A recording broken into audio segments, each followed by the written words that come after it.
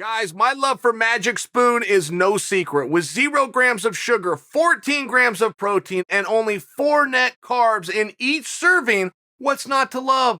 Did I mention there's only 140 calories and it tastes delicious? If you haven't tried Magic Spoon, now's a great time. This month, for a limited time only, Magic Spoon's releasing 2 amazing new flavors, cookies and cream and maple waffle. This is the ultimate treat yourself combo. Make sure you buy now before it's gone. Don't worry, cocoa, fruity, frosted, peanut butter, and blueberry are still available. Magic Spoon is keto friendly, gluten-free, grain-free, soy-free, low-carb, and GMO-free. They are so confident in their product, it's backed with a 100% happiness guarantee. So if you don't like it for any reason, they'll refund your money, no questions asked.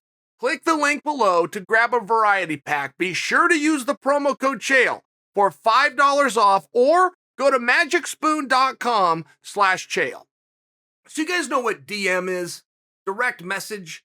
It's a term used for like Twitter, by example, which is the case where I use it. So I got in a DM back and forth, and this gentleman was blasting me. He was very upset that I was saying the word that Petr Yan cheated. He thought that was terrible. He thought that was a terrible conclusion for me to jump to. I said, well, what would you like me to call it? If you have a problem with my take on the fact that Yan cheated, if you have a problem with that, then are you arguing that the referee got it wrong? Or are you arguing that the cameras were in the wrong spot and what we all thought we saw, we didn't see? I mean, what would you like for me to call it? I didn't create the word, but what would you like for me to call it? And I have noticed, in this person's defense, I have noticed I'm the only one that's saying that Yan cheated. I haven't heard anybody else call it that. But if you were disqualified, what do you believe you were disqualified for?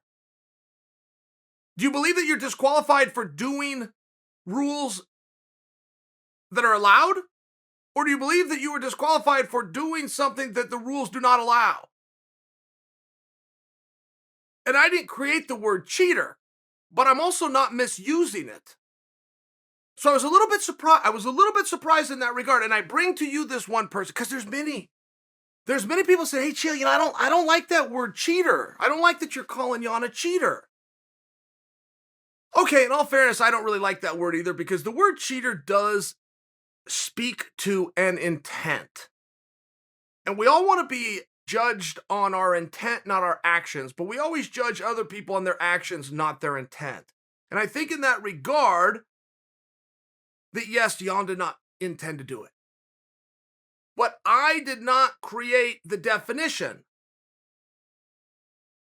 I am not the Merriam-Webster dictionary. I didn't create the definition of cheat.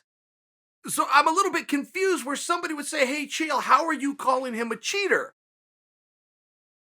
The referee called him a cheater. The referee said that he cheated, and therefore he was disqualified. And I think in a colloquial sense, to then work in intent is fair.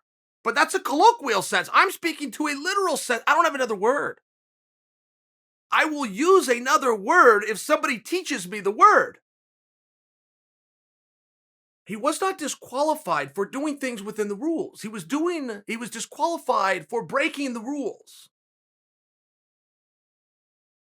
Can we all agree on that? I think that it is very surprising how quickly this is going away as it pertains to the rules interpretations of the administration. I think it's very surprising that when Sterling is down, and down is relevant to this because that is a language that is known as a body language. And while he is down, he is being asked by the referee what he would like to do. And I feel that the referee was asking, I don't have evidence of this. I don't have evidence of what I'm speaking of. This is an opinion, okay? I feel that the referee was asking him what he would like to do because the referee was taught and instructed that that is what he is supposed to do, meaning himself, the referee. I believe that the referee was doing what he is instructed to do, which is to get a response from the athlete.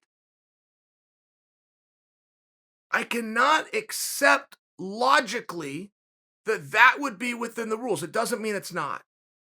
But I cannot accept logically that that is within the rules that the referee is to get a word which would represent language from the athlete.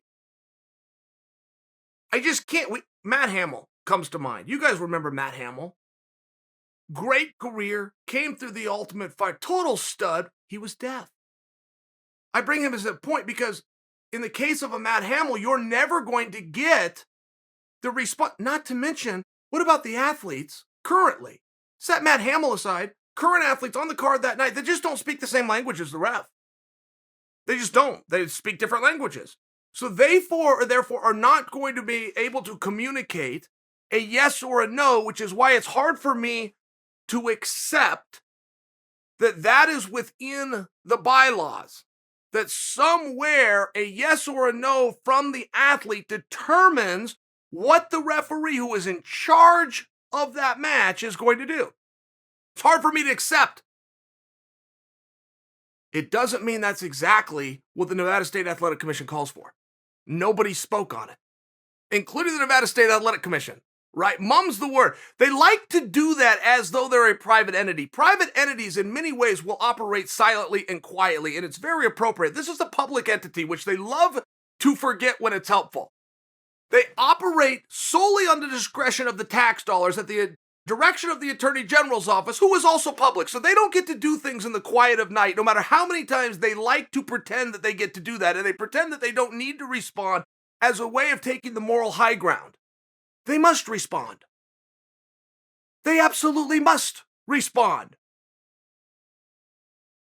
And if it's had anything to do with an athlete and they thought they could bring attention to themselves, historically, they respond 100% of the time. They are the first one to go to the media and attempt to get a headline in some fashion.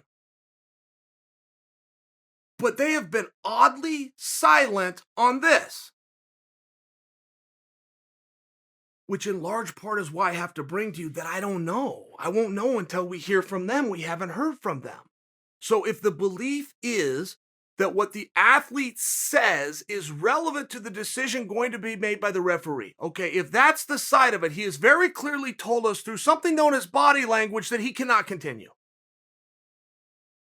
But the referee was trying to seek a word, yes or no, from Sterling. So let's imagine for a moment that Sterling said yes. Hey man, can you continue? Yes.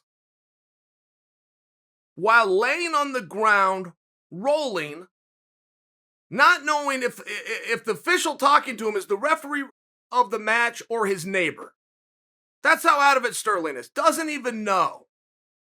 But let's imagine he said yes. Is there a scenario where the referee in that situation, you guys saw the match, is going to go, okay, great. Everybody clear out of the ring. Are you ready? Are you ready? Fight! No, of course not. That match was over. Aljo was not going to be allowed to continue. So why are we seeking his opinion?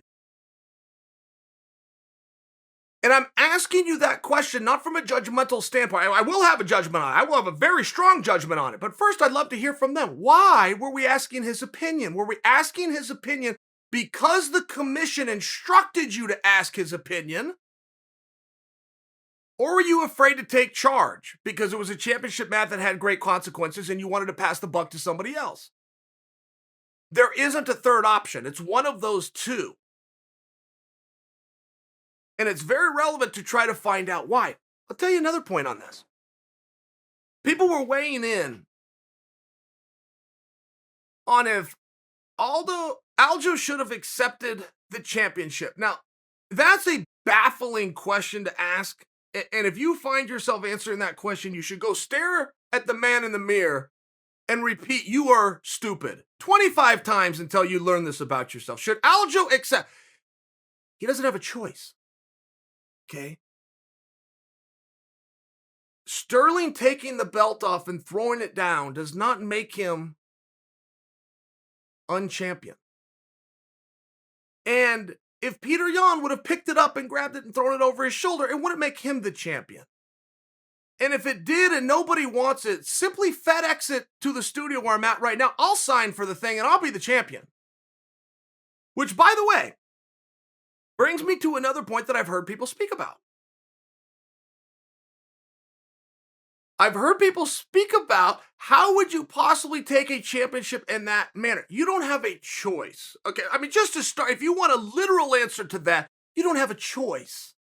This is what the bylaws say, but that would be no different than anything else that we've done leading up to this evening. Prior to you seeing them in the octagon, they were backstage and they were having their hands wrapped and then signed off on by something known as the commission. You don't have a choice on that. And if you were to back up to the day before, you had a weigh-in process, of which if anybody missed, there was a built-in remedy known as a fine of 10% that nobody has a choice over, okay? Now, if you wanted to have a different conversation of how would you like to have it, let's set championships aside, because this is something that, by the way, the people that I'm hearing judge and the people I'm hearing speak on this, not only will never find themselves in a championship match, they didn't have the balls or the courage to even try. In all fairness, okay, in all fairness, the people that are weighing in on an opinion of should have Aljo taken this, is that the right thing to do? Never even try. This isn't fellow fighters. This isn't guys who maybe weren't good enough or didn't get the right opportunity to go out there and compete for it. They were people that never did the sport in the first place that are sitting back and they're attempting to weigh in an opinion on this. So let's take the championship and let's just set it aside real fast. Let's talk about something else that you will understand: money. There are certain ways that you would like to become financially independent, right? And there's an order of those, starting with to have a great idea, take a risk, form a business, and go out there and make sure that you bring in more profits to overshadow your expenditures, right? I mean, that would be number one, most likely, but then you'd work your way down. You would have your least likely way, which would be an inheritance. Nobody wants to be rich on an inheritance, by example. Now, you also don't have a choice. If somebody gives you that and gives that, you don't have anybody to give it back to. It's an inheritance. They're now gone. I mean, you literally would not have a choice. The rules are built. But it's going to be different what you do with that money, right? You're not going to pull up VIP to the local fancy restaurant, peeling out $100 bills for the valet and go in. You're not going to go flash your money in some fancy car when somebody else gave it to you. It's just different. What you're going to do with that and how you're going to behave with that is going to be very, very different. If you were to win the lottery, that would also be down the list of ways that you would like to secure wealth. But if you were the lucky one that won the lottery, you're not giving the money back. You've never intended to give it back. There's a reason that you played it in the first place. Even if you thought it was a very small chance that you were going to get it, it's still yours. I mean, there's an order of ways you want to go. In this sport, you have 4 ways to win: knockout, submission, decision, disqualification. There is no other way to win. And of those 4, yes, they go in order. This would be your least, but it's still yours, right? I mean, there's nothing you can do. There's nothing that you can do about it. It's not as though you then show up to your after party and you're in the same spirits and you're holding this belt up when everybody's chanting your name. It's not like, but you still have the belt. Still comes with an obligation. Obligation says, number one, I go fight the number one contender, which based on everything we've heard in this particular case with Aljamain Sterling, it's exactly what he plans to do. It's exactly what the organization plans on him doing. Okay, everybody's doing everything right. There's nothing to see here. But there still attempts to be a judgment placed on Aljo that's never been done in sport before. And I'm not sure that people are aware that this very thing has been tested time and time again. 2012 Summer Olympic Games all-around gymnastics championship. Now, whoever wins the all-around gymnastics championship is who is deemed by the fellow athletes as the greatest athletes of the games. You will have one for men and one for women. The media will tell you falsely that the greatest athlete in the world is the triathlete that wins the gold medal. None of the fellow athletes view the triathlete as the best. Every fellow athlete will view the all-around gymnastics champion as the best athlete amongst us. Real accomplishment, right? But in 2012, the gal who won it, who was 14 years old and from China, was caught on video being done by NBC Universal that owned the rights to the game. She was caught on video accepting an illegal drug from her coach. Her coach was literally wearing a fanny pack. Do you guys remember those? He had a fanny pack on. He opened it up. He took out an illegal drug known as ibuprofen. It comes by a street name of Advil. And the overall gymnastic women champion, 14-year-old Chinese athlete, had 1/1000th of a trace of ibuprofen in her system, and they took her gold medal away. When they took her gold medal away, it elevated number 2 to number 1. Number 2 was a fellow Chinese gymnast who was not only teammates and countrymen, but training partners and friends with the true gold medalist. They forced this girl onto the stand, they replayed the national anthem, and they rehanded out the medals while she was in tears and trying to get off that stand because she simply did not belong there. She did not earn it. She did not win it. She had absolutely no problem that there was ibuprofen in her teammates' system. I share this with you because this is done time and time again, and whether the athlete wants it or not, it doesn't change the fact that it happened. And I'm speaking from the standpoint of people that think that Aljo should not have accepted it. That is not how championships work. You don't get together and take a popular vote and that guy gets to be the champion. The commission oversees it. They have rules. They decide who wins and they decide who loses. If you have a disqualification in a match where the belt is on the line, the commission will already have a built-in remedy as to what happens with said belt. I've had many people suggest to me that that belt should have been vacated. Of all of the options you have, which is Peter keeps it, Sterling gets it, or it goes vacated. Vacated is the worst.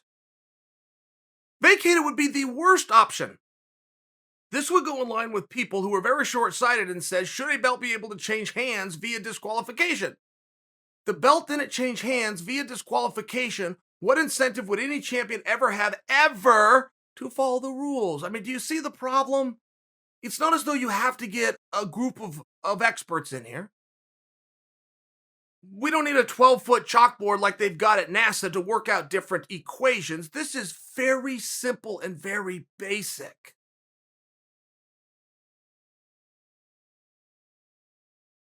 You will then be left with, unfairly, but I will recognize the phenomenon that it's going to exist. You will be left with, could Sterling have continued? And that ultimately is where the decision will be made by the audience. If he could have continued, he then should have continued.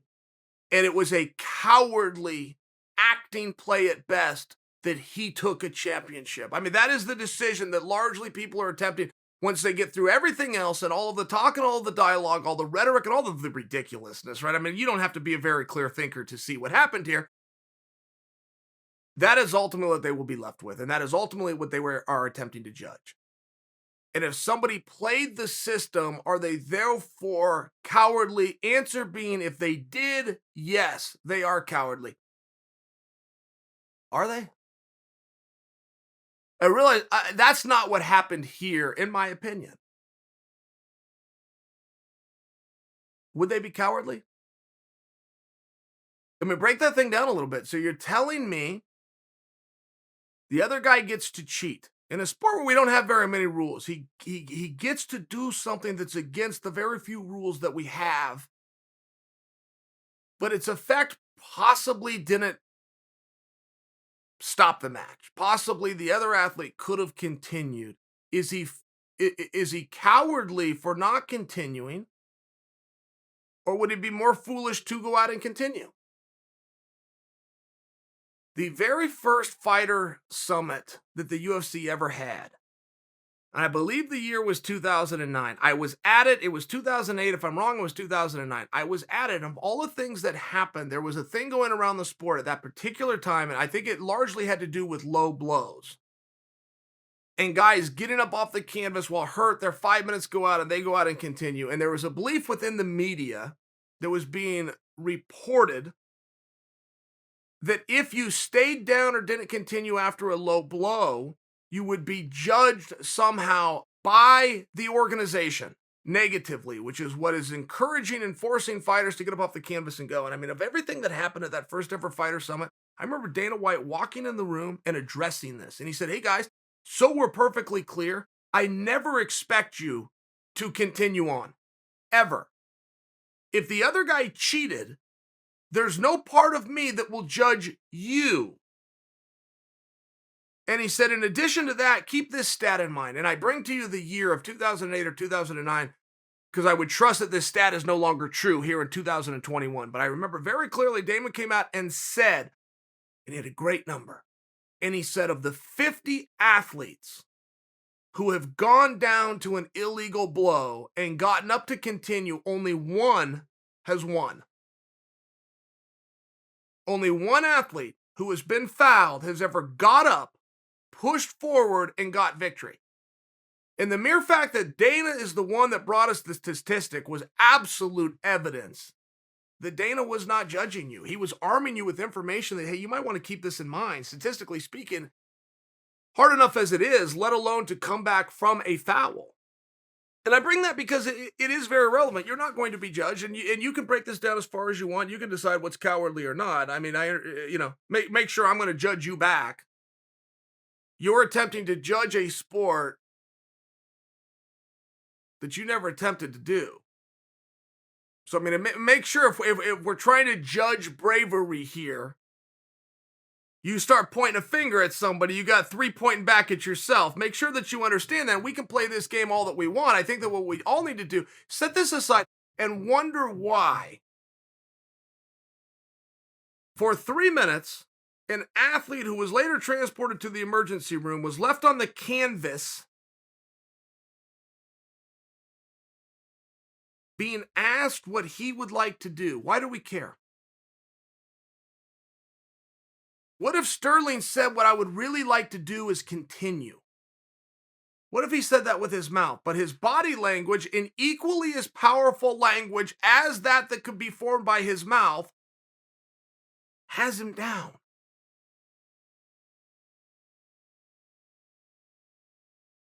And a public entity has remained silent.